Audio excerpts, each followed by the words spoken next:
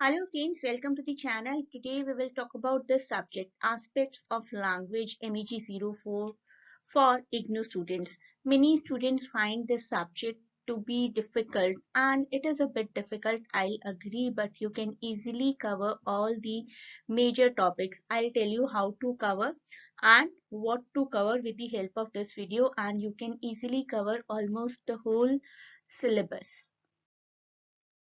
This video comprises in total 22 topics. 22 topics आपको बताए जाएंगे जिनको कवर करने का तरीका भी बताया जाएगा. अगर आप इन टॉपिक्स को कवर कर लेंगे तो you will for sure clear this exam. ये टॉपिक्स बहुत ही क्रूशियल हैं, सभी topics. MEG 04 subject is really crucial.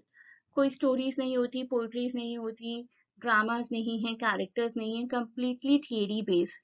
You may join the channel to join the membership of the channel to get the access to important videos. 22 videos, 22 topics के बारे में मैं आपको बताऊंगी जो आपको करवाए जाएंगे in this membership.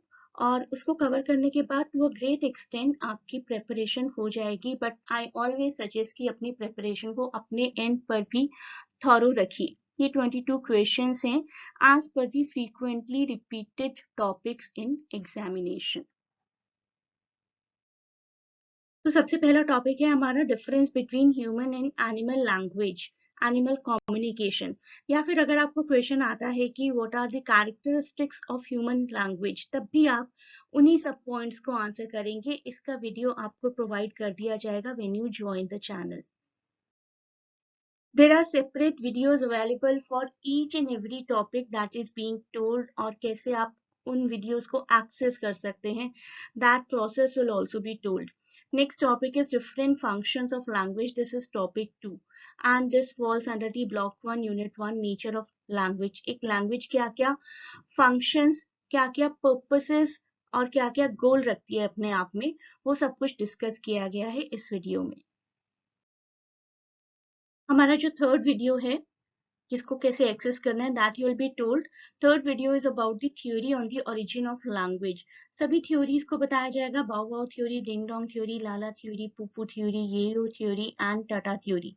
किस तरीके से लैंग्वेज ओरिजिनेट हुई होगी. This is also a frequently repeated topic in this exam. After that comes a very famous topic of linguist Noam Chomsky, which was published in 1965. Unit 3, Block 1, Competence and Performance. कभी कभी ये question आपको short notes में आता है और कभी कभी लॉन्ग क्वेश्चंस में भी, but majorly short notes point of view से है ये क्वेश्चन. कॉम्पिटेंस एंड परफॉर्मेंस, इसमें आपको नॉम चॉम्स्की के बारे में भी बताना होगा, लैंग्वेज के बारे में भी कुछ बताना होगा, और इन दो कॉन्सेप्ट्स कॉम्पिटेंस और परफॉर्मेंस के बारे में भी बहुत क्लियरली आपको एग्जाम्स में लिखना होगा. All those points will be covered in this video. Next question, history of changes in spelling system. Block 2 unit 2 का है. बहुत ही फ्रीक्वेंटली रिपीटेड क्वेश्चन है. सबसे रीसेंट एग्जाम में भी अभी आया था. तो इस टॉपिक को भी आप लोग कवर करके जाएंगे अगर आप इन 22 टॉपिक्स को अच्छे से प्रिपेयर कर लेते हैं. So there are many chances that you will clear this examination. Morphology, I think, is one of the most famous topic, the most you can say favorite topic of examiner. Derivational और inflectional morphology. इस video को अगर आप देखेंगे topic 6 के video को, तो you will find these details, the difference between derivational and inflectional in complete detail along with example, and a short test is also conducted in the end. The next topic, ये topic भी अभी recently exams में आया था. Test used in identifying a syntactic constituent. Syntactic constituents क्या होते हैं और कौन कौन से टेस्ट कंडक्ट किए जाते हैं उनको आइडेंटिफाई करने के लिए. This falls under block 5 English syntax. Topic 7 रहेगा हमारे कॉम्बिनेशन ऑफ वीडियोस का. Next topic will be sentence types. Sentence के कौन कौन से टाइप्स होते हैं, simple, complex, compound, along with the example आप लोग एग्जाम्स में कैसे मेंशन करेंगे. इस वीडियो के एंड में भी एक छोटा सा टेस्ट कंडक्ट किया जाएगा आपकी नॉलेज को जज करने के लिए. तो topic 8, very important topic, that is main sentence type. If you have studied MEG0 for yourself as well. तो आपने देखा होगा कि बहुत बार एग्जाम्स में सेपेयर-वॉर्फ हाइपोथेसिस रिपीट किया जाता है। सेपेयर-वॉर्फ हाइपोथेसिस एक लिंग्विस्टिक concept है which tells us that all our viewpoints are actually inspired only because of the language that we know. किस तरीके से ये कंसेप्ट प्रैक्टिकलिटी में यूज किया जा सकता है? Many scholars even deny to accept the concepts given by this hypothesis. Everything has been discussed in the video. Next topic number 10 रहेगा हमारा, that is related to speech community. अगर आपने exam papers देखे होंगे तो स्पीच कम्युनिटी से related question भी बहुत बार आता है। स्पीच कम्युनिटी बहुत टफ नहीं है, लेकिन स्पीच कम्युनिटी को एक्चुअली डिफाइन करना थोड़ा सा टफ हो जाता है because there is no formal definition of it, but still maximum try has been done in this video with the help of plenty of examples और level of speech communities भी बताए गए हैं। Then there comes topic 11, in which process of standardization and standardized language, इन सबको mention किया गया। Standardisation का question भी आपने नोट किया होगा, बहुत रिपीटेड, बहुत फ्रीक्वेंट क्वेश्चन है हमारे एग्जाम्स में। इसकी 4 प्रोसेसेस होती हैं, वो सभी प्रोसेसेस को डिटेल में मेंशन किया गया in this video. Next topic is code mixing and code switching. Code mixing और कोड स्विचिंग बहुत माइनर डिफरेंस होता है। Few people even consider that both of the things are same, but they are not actually the same. जो भी person bilingualist होते हैं code mixing और code switching दोनों कॉन्सेप्ट्स को यूज करते हैं। Code mixing is used non deliberately and code switching is used deliberately. किस तरीके से दोनों का यूसेज होता है, एग्जाम्पल्स क्या है, और इसके बाद भी एक छोटा सा टेस्ट कंडक्ट किया गया है in the video. After that comes the concept of language planning and its type, corpus planning, status planning, acquisition planning. Topic 13 रहेगा ये हमारा। language in use इस ब्लॉक का पार्ट है। लैंग्वेज प्लानिंग क्या होती है, किस तरीके से लैंग्वेज प्लानिंग वर्क करती है, everything is discussed in this video. Cooperative principles, very important principles of conversation, principle of manner, principle of quality, quantity, relevance, ये सारे principles को with detail with example describe किया गया in topic 14 video. Topic 15 will take you to major learner factors in language acquisition. Language को जब acquire किया जाता है तो कौन कौन से रीजंस रेस्पॉन्सिबल हो सकते हैं? Who is the slow learner, who is the fast learner, everything is discussed in this video of topic 15. Next topic will be Pidgin and Creole.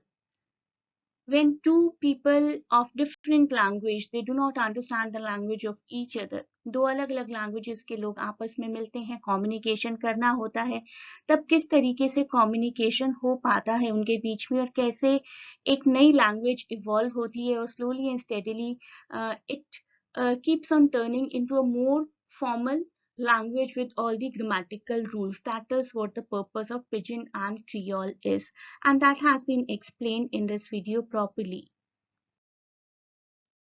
ऐसा कोई थियोरेटिकल क्वेश्चन भी आपको लगभग हर बार आता है एग्जाम में, किसी ना किसी डिफरेंट फॉर्म में होता है, but basic meaning remains the same. We are to tell the connection between criticism, linguist and stylistic.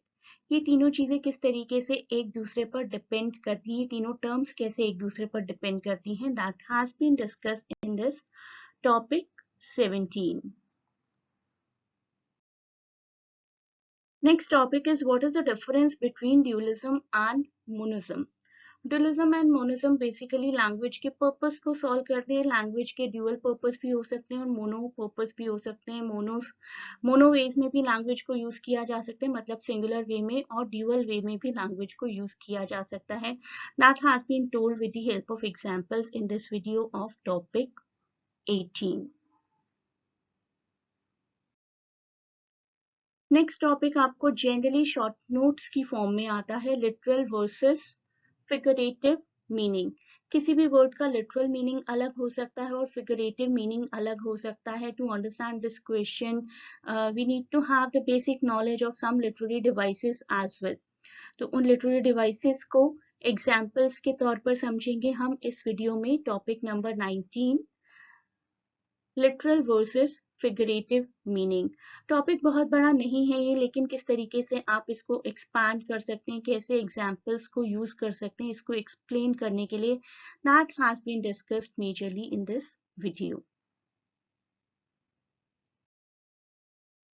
Next is topic 20 which is foregrounding. Foregrounding एक स्टाइलिस्टिक कॉन्सेप्ट है। फोरग्राउंडिंग का लिटरल मीनिंग ही है कि किसी चीज को सामने लाना, और उसके लिए क्या क्या टेक्निक्स यूज की जाती हैं टू हाईलाइट समथिंग। जैसे जब थिएटर में प्लेस कंडक्ट किए जाते हैं ना, तो एक स्पॉटलाइट होती है जिसकी वजह से हमें पता चलता है कि where are we suppose to look. एक पर्टिकुलर मे बी लोकेशन को, पर्सन को हाईलाइट किया जा सकता है यूजिंग द स्पॉटलाइट। उसी तरीके से फोरग्राउंडिंग को यूज करके किसी पर्टिकुलर फ्रेज की तरफ हमारा ध्यान दिलवाया जाता है। किस तरीके से फोरग्राउंडिंग टेक्निक्स वर्क करती हैं, that is used in that is told in this topic 20, block 9, stylistics. उसके बाद बहुत ही एक मेजर टॉपिक आएगा जो आपको कवर करना बहुत जरूरी है, history and evolution of English language. कौन कौन से पीरियड्स रहे थे, कब से कब तक ओल्ड इंग्लिश था, कब से कब तक मिडिल इंग्लिश था, मॉडर्न इंग्लिश कब से कब तक था, कौन कौन से major texts in particular respective periods में लिखे गए, राइट। जैसे कि मिडिल इंग्लिश का एक बहुत बड़ा एग्जाम्पल है जॉफरी चॉसर्स कैंटरबरी टेल्स। तो we will do this question with the help of plenty of examples of the different texts written in these particular eras. This is topic number 21. बहुत ही important topic है, one is not supposed to miss at least this topic. Next comes diphthongs and monophthongs. Generally ये topic आपको short notes में आता है, कई बार एक साथ आ जाते हैं कंपेयर करने के लिए, कई बार सिर्फ डिप्थोंग या सिर्फ मोनोप्थोंग भी आ सकता है। तो इस टॉपिक को करने के बाद आपके टोटल 22 टॉपिक्स हो जाएंगे, which is really fairly good amount of number of questions, number of topics that you are supposed to cover for this subject MEG 04. But I always suggest to everyone कि आप कहीं से भी refer करते हैं तो वो आपका एक रेफरेंस होता है। Always try to keep your study in a thorough manner. अपनी स्टडीज को बहुत थॉरो रखने की कोशिश करिए। द रीजन इज कि your life is not restricted only to this exam. In future you are to appear for various lectureship exams, UGC NET and maybe PhD as well. तो अपनी knowledge को अपने लिए ही thorough रखने की कोशिश कीजिए, that will always be helpful in your life. एक छोटा सा एफर्ट आपको भी करना पड़ेगा इन वीडियोस को एक्सेस करने के लिए। This is the joining link. इस लिंक को अगर आप क्लिक करेंगे, there will be a join button. You need to join the channel to get access to all these important videos of aspects of language. तो 22 videos आपको revision point of view से मिल जाएंगे to cover the major 22 topics. आपको exams में choice भी आएंगी, around 7 to 8 questions are there including the short notes, और उनमें से आपको 5 क्वेश्चंस करने होते हैं। तो अगर आप इन 22 टॉपिक्स को प्रिपेयर करेंगे, it will be a fairly good preparation. अगर आप अपनी प्रेपरेशन को और थरो और डिटेल करना चाहते हैं, you may join the live classes. हमारी क्लासेस कंडक्ट की जाती हैं, उसके बारे में जानने के लिए you can click the link in description. They will be live discussion classes plus PDFs plus very regular tests of the students, जिससे आपको बहुत अच्छे से आपके एग्जाम्स के लिए प्रिपेयर करवा दिया जाएगा।